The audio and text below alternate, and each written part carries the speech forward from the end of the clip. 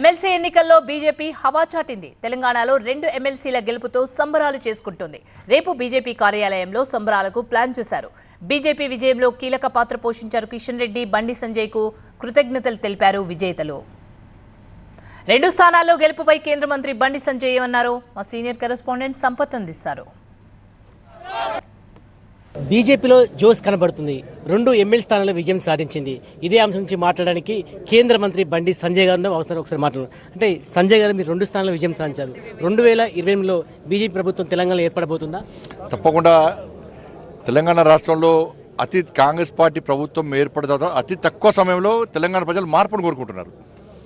ఆ మార్పు భారతీయ జనతా పార్టీ ద్వారా మాత్రమే సాధ్యమని భావించినటువంటి తెలంగాణ ప్రజలు, మేధావి వర్గం అంతా కూడా ఇలా భారతీయ జనతా పార్టీకి ఓటేసి గెలిపించిందంటే, భారతీయ జనతా పార్టీ అభ్యర్థులను గెలిపించిందంటే మోడీ గారి మీద విశ్వాసం, నమ్మకం, ఇలా డబుల్ ఇంజన్ సర్కార్ వెంటనే ఏర్పడని చెప్పి ప్రజలకు ఒక ఆలోచన రావడం.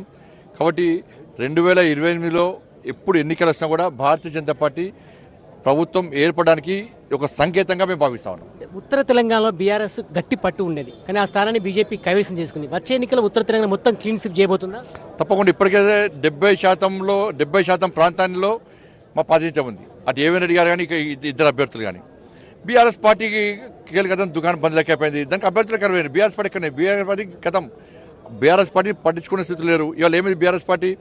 పాప ఇక్కడ బీఎస్పీ అభ్యర్థిగా పోటీ చేసిన అభ్యర్థి సెకండ్ వస్తాడు అనుకున్నాడు. పాపం లాస్ట్కి ఏమైంది, బీఆర్ఎస్ పార్టీ రాత్రి వాట్సాప్లో గెలుస్తారు వచ్చాను, వాట్సాప్లో మేము సపోర్ట్ చేస్తామని చెప్పి ఆయన సపోర్ట్ చేసిండ్రు. ఆయన ఒప్పుకోవడం తెలియదు. ఇలా చేసరికి ఏమైంది, థర్డ్ పెంచిపోయారు. కాబట్టి బీఆర్ఎస్ పార్టీని పట్టించుకునే స్థితిలో ఇలా ప్రజలు లేరు. ఇలా కాంగ్రెస్ పార్టీకి ప్రత్యామ్నాయం భారతీయ జనతా పార్టీని ప్రజలు భావిస్తున్నారు. కాబట్టి ఈ తీర్పు మాకు అనుకూలంగా ఇచ్చారు. అంటే ఒకటి, ఎన్నికలు రాగానే సంజయ్ మతం అంటూ మాట్లాడుతుంటాడు, కానీ అభివృద్ధి పట్టించుకొని చెప్పి రేవంత్ రెడ్డి మీరు టార్గెట్ చేసి మాట్లాడుతున్నారు. ఇప్పుడు రేవంత్ రెడ్డి గారు కానీ, కాంగ్రెస్ పార్టీ నాయకులు కానీ నన్ను మతతత్వవాది అన్నారు. నేను అభివృద్ధి మాట్లాడడం, ఇలా మతం గురించి మాట్లాడడం. మేము విద్వేషాలు రెచ్చగొట్టలో ఒక మతాన్ని కించపరిచే విధంగా వివరించలే. ఇవాళ కులగణన పేరుతోని బీసీలను నష్టపరిచే విధంగా, బీసీల గొంతు కోసే విధంగా 10% ముస్లింలను బీసీలు గుర్తిస్తే బీసీల భవిష్యత్ ఏంది? కేసీఆర్ ప్రభుత్వం ఉన్నప్పుడు ఆయన సకల జనుల సమగ్ర కుటుంబ సర్వే చేస్తే 51% వచ్చింది బీసీ జనాభా. ఇప్పుడు 46% వచ్చింది. ఎట్లా వస్తుందని బీసీలు ప్రశ్నించారు. ఇలా దాన్ని తారుమారు చేసే ప్రయత్నం, దాన్ని కింద మీద చేసి నమ్మించే ప్రయత్నం కాంగ్రెస్ పార్టీ చేసింది. అసెంబ్లీలో తీర్మానం చేసి కేంద్రానికి పంపిస్తున్నాము. సంజయ్కి దమ్ము ధైర్యం ఉంటే ఈ తీర్మానానికి మద్దతు ఇవ్వాలని చెప్తారు. మీకు దమ్ము ధైర్యం ఉంటే కాంగ్రెస్ పార్టీకి 10% ముస్లిం తీసేసి పంపండి, మేము ఫైట్ చేస్తాం, మేము ఒప్పిస్తాం, దాన్ని ఆమోదింపేస్తాం. మేము క్లియర్గా చెప్పాము, కాంగ్రెస్ పార్టీ దాగుడు మూతలు, దొంగచాటు వేషాలు మాకు అవసరం లేదు. 10% ముస్లింలను బీసీలకు గుర్తిస్తూ పంపిస్తే మాత్రం ఎట్టి పరిస్థితుల్లో దీనికి ఆమోదం పొందది, కేంద్రం ఆమోదం తెలుపది. 1972లోనే ముస్లింలు కొన్ని బీసీలో ఉన్నాయని చెప్పి మేము చేర్చలేమని చెప్తుంది కాంగ్రెస్. మేము చేర్చాం. ఇప్పుడు 4% రిజర్వేషన్ ఇచ్చి బీసీలు గుర్తిస్తే హైదరాబాద్ జిహెచ్ఎంసీలో బీసీలకు ఎంత నష్టం జరిగింది?